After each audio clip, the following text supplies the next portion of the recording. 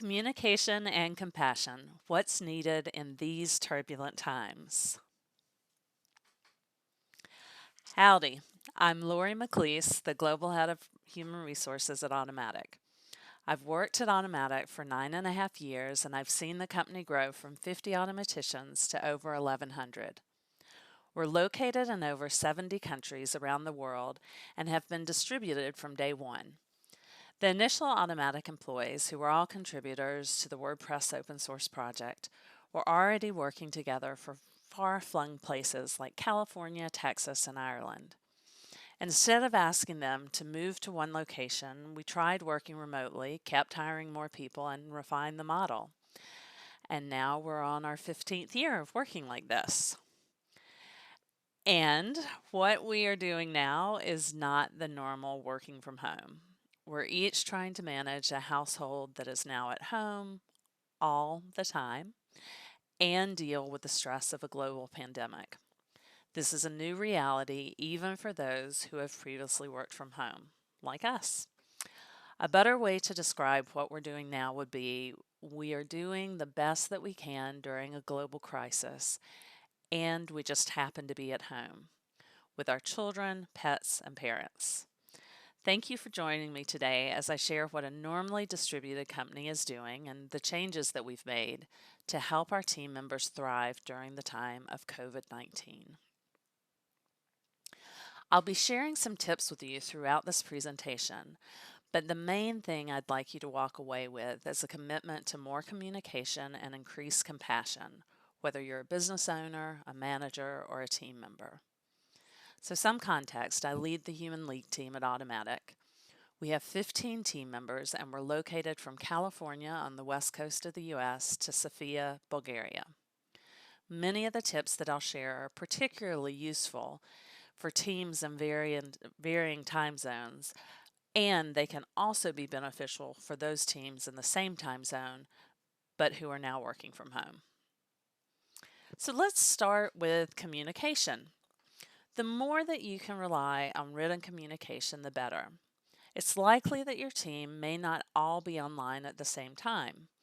And so written communication really is a way to allow team members the opportunity to access information when they're ready to access it. And so what could this look like?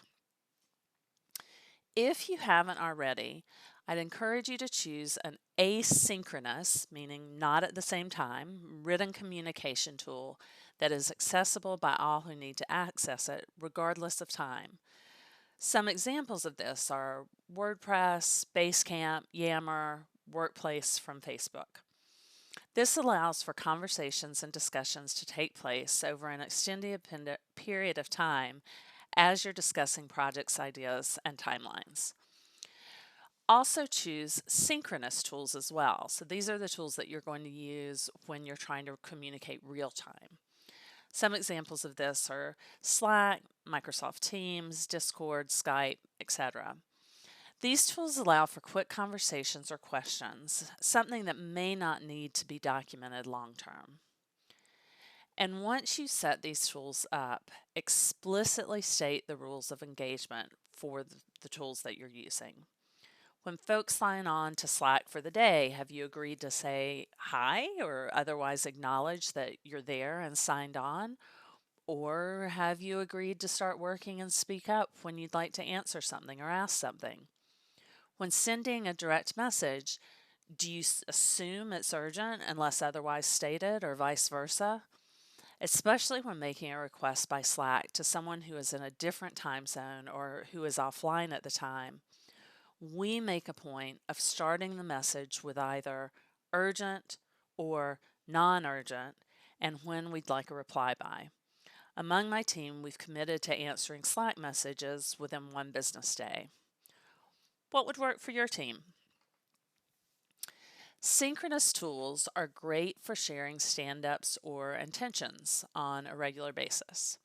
There are simple ways to do this. For example, like the example here, sharing the top 3 things you completed yesterday and your top 3 priorities for today in a shared Slack channel.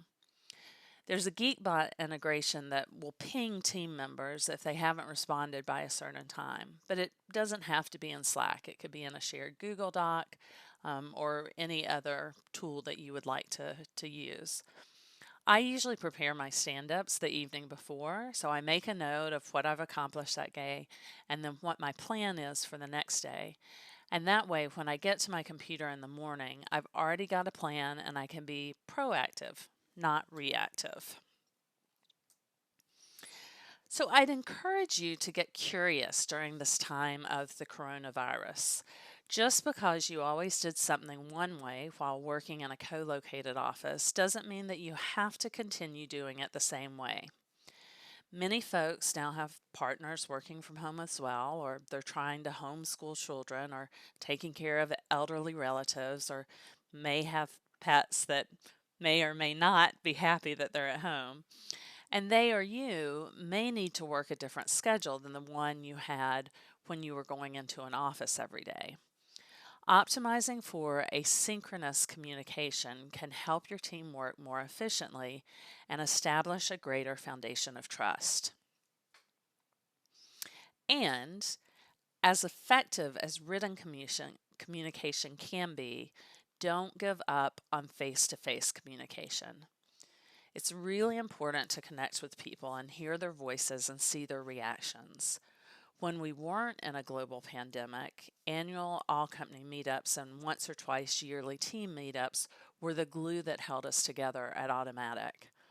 And now that travel is indefinitely on hold, we're trying to figure out how we can foster those relationships without the in-person time. One thing that we've found that can be helpful is if you have an all hands or an all team meeting, consider recording it so that people who can't attend can actually watch it later on. Another good idea is to transcribe it in case someone would rather read the transcript instead of actually watch it.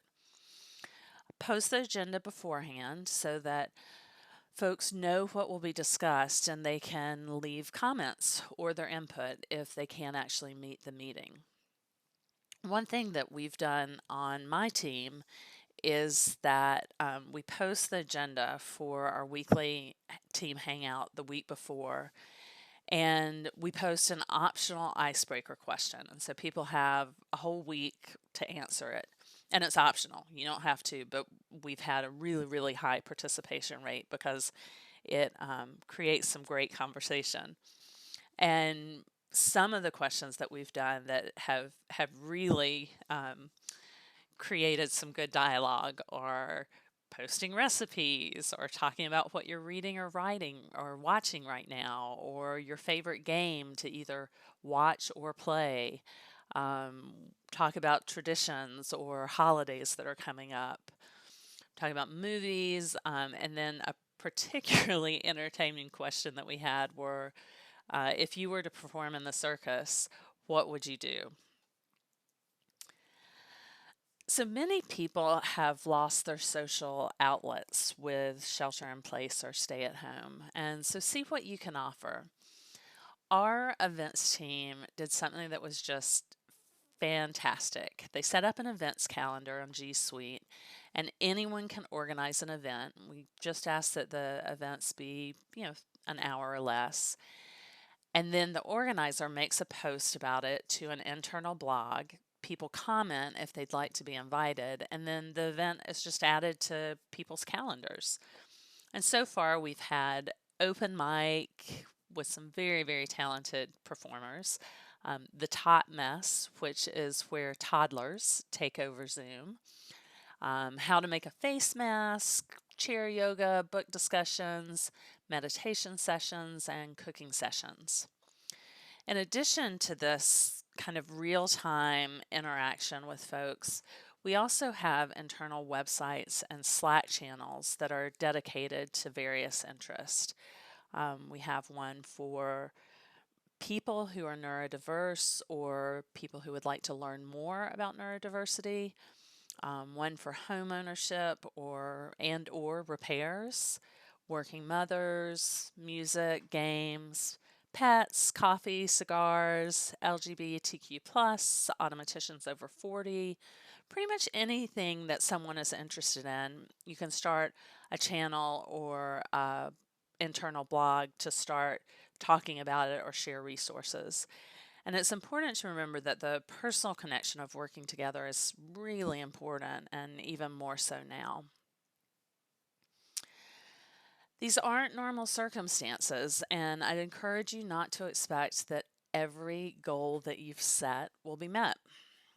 And within that framework, encourage team members to talk about what they can do and not what they can't.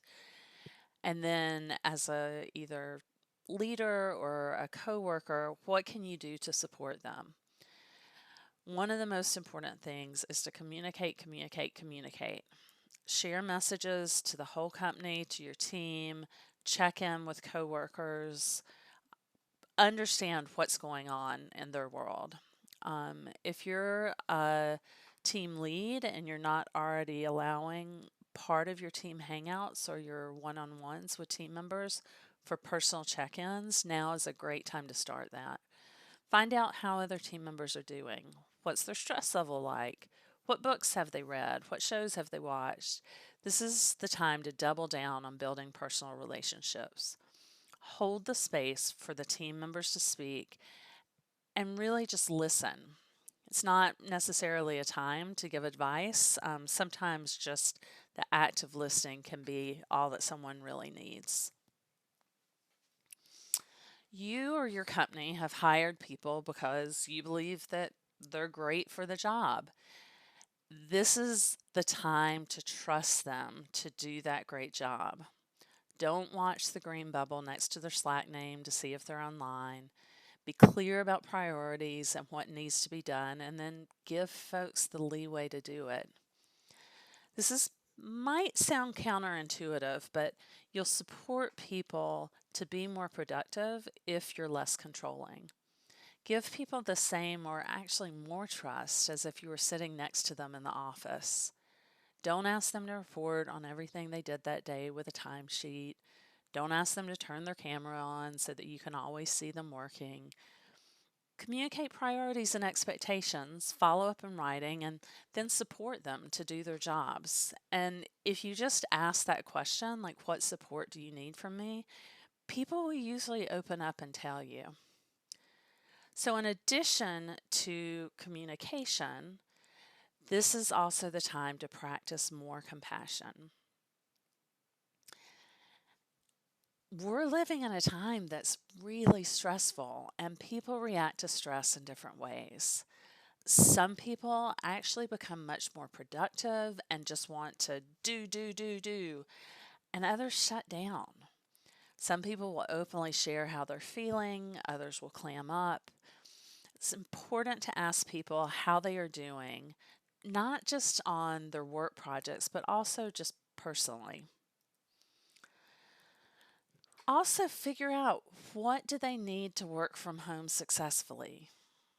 Do they have a computer? Do they have a headphones or a microphone? You can provide essentials that are high quality and reasonably priced. Sennheiser makes a fantastic headphone and mic for less than $50. It makes calls much more productive when they work from home. Do they have a comfortable chair? This is also something, if you can't afford to actually purchase these equipments for everyone to work from home, think about what your company can do. Like, can you say, okay, you have $200 or $500 or whatever it is to get the equipment that you need to work successfully. Ask folks if they need to work a different schedule, and don't assume that they'll tell you. This is kind of unprecedented, and so people aren't really sure what to be asking for or what's okay or what's not. And so talk to your team members about, hey, does this typical 9 to 5 schedule still work for you? Do you need to work in chunks? Do you need to work earlier or later? And again, if you rely on written communication, that's something that you can adjust to fairly easily and still make sure that people have the information they need when they are able to work. This is a great time to also ask people what they're proud of that they've been working on. It's super important to focus on the celebrations as well. Ask them what's going on in their life that is either helping them or preventing them from doing their work. Let them know that it's perfectly okay for children, partners, pets, messes to be in the background during conference calls. No apologies needed. There's also fantastic Zoom backgrounds that will block out everything, and those have come in quite handy recently. Ask them what they need to feel more supported in this very different environment. Do they need a quick couple of minute daily check-in with you? Do they need a weekly informal coffee break where y'all can just talk? And then also ask them how they would like to communicate. Would they prefer to communicate by Slack because maybe the baby's crying right now, or does email work better, or voice, or video? And knowing that that answer can actually change, and it's quite okay to change from day to day or moment to moment. So we really are entering into a new normal. As a leader, you're going to need to be much more proactive about your communication. The things you may have been able to see in an office, such as body language or someone's energy, won't be so apparent now. Ask team members what they're doing to take care of themselves. We've started sharing recipes and online games and entertainment. And we've also become much more intentional about saying hello and waving at each other in Slack when we sign on and off for the day, even though we're spread across 10 time zones, and that's basically happening throughout the entire workday. Encourage your team to take vacations. Even if the big trip they had planned is canceled, that doesn't mean that folks don't need a break. Sometimes just a single day or two off here and there is what you need to recharge. And other people may need like a solid week or two and just to totally disconnect and not think about work. One thing that can happen during the absolute best of times, and certainly is happening now, is feelings of isolation when you work from home. Focusing on connections will help mitigate some of that loneliness. And definitely, if you're a leader, it's not your job to be a therapist to your team members, but it is helpful for you to be aware of resources that will help your team. Does your company offer mental health benefits? Be sure to let your team members know about that. Many insurance providers are waiving fees for telehealth benefits. Check in with whoever manages your benefits to see if that's the case for your company. Does your company offer an EAP, an employee assistance program? Make sure your team members know about that too. Create structure where you can and encourage your team members to do so also. Even if you're not working your normal, meaning non-pandemic schedule, what will your day look like? Take a shower, brush your hair, brush your teeth, wash your hands, wash your hands, wash your hands. Work from a dedicated area if possible.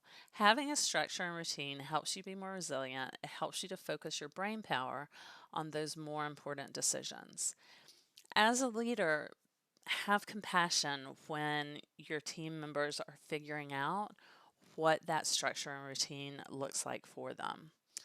And finally, there is no one magic solution. Be great if there was, but there's not. What works great for one team member may be a disaster for another. So I'd encourage you not to prescribe one solution for all your employees, but instead work with each team member to understand what they need and how you can support them. There's some amazing resources that are popping up every day. Just Google working remotely and you'll see webinars and articles and podcasts. Reach out to your colleagues, share what's worked for you and for your team members, and ask them what's worked for them. And then finally, be kind. We are each doing the best that we can. Thank you so much. and we are hiring. The questions are kind of small, but there it goes. Thank you. How do you teach colleagues about compassionate communication? So that's one of the things, probably the biggest thing that we actually test for when we're interviewing folks. In addition to doing, so all of our interviews are by written communication. And so we do a Slack chat, we do a skills test, they have a chance to do a trial. And so people get a chance to see how we communicate within our environment. And one of the things that we emphasize is that it's okay to disagree. We don't all have to have the same thoughts about something, but you have to do it in a way that's respectful. And so we do spend a lot of time and resources on teaching people about how not to attack the person, but comment on the idea, to really always, we say API, assume positive intent, and to give people the benefit of the doubt. We have automaticians in 70 different countries, and probably about a third of our automaticians don't speak English as their first language, even though that's the language that we communicate in. And so we really do encourage people to be kind and to be understanding and to ask questions and to really get curious if you don't understand something. So thank you for that question. It's a good one.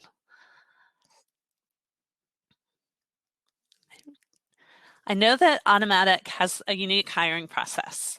How did this process evolve over time, and what are easy best practices for new and small remote companies? Another great question. Thank you. The process has evolved. Mainly the biggest way is that our founder used to do all the hiring, and now we have hiring councils within the company. So we have a hiring council for designers, which are all designers that are now working on hiring. And we have people that do that full-time as their job, but we also have designers that will rotate onto that council for maybe 6 months. We have one for engineers, we have one for customer support. And so one thing is that just the hiring has evolved because we've gotten way more people involved. We also have a lot more documentation about kind of the standards that we expect when the councils are interviewing with folks, such as appropriate questions and how to evaluate skills, and that we're not looking for people that are just like us. We're looking for a variety of different thoughts. We really focus on hiring a diverse workforce. And what are easy best practices? I would say decide who's going to be involved in hiring and document everything. Like, write it down so that there's no misunderstandings about what kind of questions are you going to ask? What will the process look like? Are you going to do 1 interview, 3 interviews? Do you want people to do a skills test? Will you communicate by Slack? How quickly will you get back to applicants? And just really spell everything out so that everyone's aligned. Thank you for asking that. What are structured ways to incorporate emotional support with teams and coworkers? Are there specific activities you found useful for processing personal and or work emotional issues? Yeah, and so we as a company have been through some difficult situations before. We had a coworker pass away last year. And I think the biggest thing that you can do to help create emotional support is to tell people that it's okay. Like, whatever you're feeling is okay. And grief is hard. I kind of feel like we're all feeling grief right now with the whole pandemic.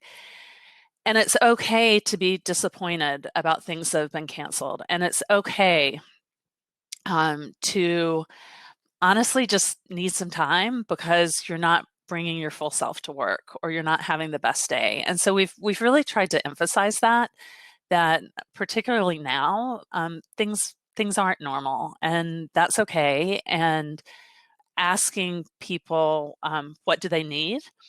We found that people really wanted telehealth benefits where they could speak to someone. That was pretty easy to do in several of the countries where we were, and not as easy in others. And so we allowed people just to expense that benefit, that, if they found a provider, they could expense it and we would reimburse them for it. I think it's also one thing that we like to do is just say, like, hey, this is an experiment. We'll try this for a few months, and if it works, we'll like incorporate it long term. If it doesn't, we'll try something else. Okay, next question. You've worked at Automattic for a long time. I have. I've been there 9.5 years. When did you see major blockers in terms of headcount? For example, the need for hiring specific roles for management. I still feel like we're kind of scrappy. We're a pretty lean organization. It's only been in the past probably 2.5 years that we've been hiring folks for like traditional management roles. So like VP of design or chief marketing officer. Probably was a little bit late. Like we may have made more progress had we hired them earlier. And when we started hiring for those roles, let's see, we're at almost 1,200 now. I think we were at maybe 600, 650. But we have really tried to be very non-bureaucratic. And I think part of our fear as an organization was that bringing in some of those levels would actually maybe create more bureaucracy than we wanted. And it hasn't, which is great. Which, in hindsight, you can always say you wish you did something sooner. Okay. Is there any more questions? Or is that it? Oh. What do you find is the most effective way to connect with your colleagues virtually? So we at Automattic, we use Slack for synchronous communication, and we use WordPress.com blogs for asynchronous. And I think some of the most favorite moments are not necessarily around work, but they really are recreating those water cooler moments that you might have in a normal office. And so one of our favorite things to do is on one of our blogs, which is called Auto Cooler, we just say, take a picture of whatever you're doing, like what you look like and your desk looks like right now. And then we share it, and it creates some intimacy, even though we're posting it over 24 or 48 hours, but it's fun to kind of see all the pictures of people popping up and what they're working on. We also, as I mentioned, like we'll do icebreakers asynchronously, meaning we post it and then people can share at whatever time. I'm a huge fan of actually sending things by mail, like handwritten. And we recently, before the pandemic started, my HR team, we had a meetup, a face-to-face meetup in Dubai. And so one of the things I did was I took the pictures of that trip and made postcards and like sent them to various team members. And they were so surprised when they got them. And it was like, oh, look, like this is someone that I work with. So that's a nice way as well. Any other questions? Okay. What challenges have you faced at work which surprised you with the new state of remote work? I would say the biggest challenge right now is that people thought that because we've always worked from home, we've always been a distributed company, and people thought that since we worked from home that like we had this. And there's so much more going on right now that we need to acknowledge, even if you've always worked from home, you need to acknowledge that this is just a different time and there are more stressors on individuals than I think, I've ever experienced in my lifetime. And we need to recognize that and not just pretend like work is normal and that we're going to be as productive as we were pre-pandemic.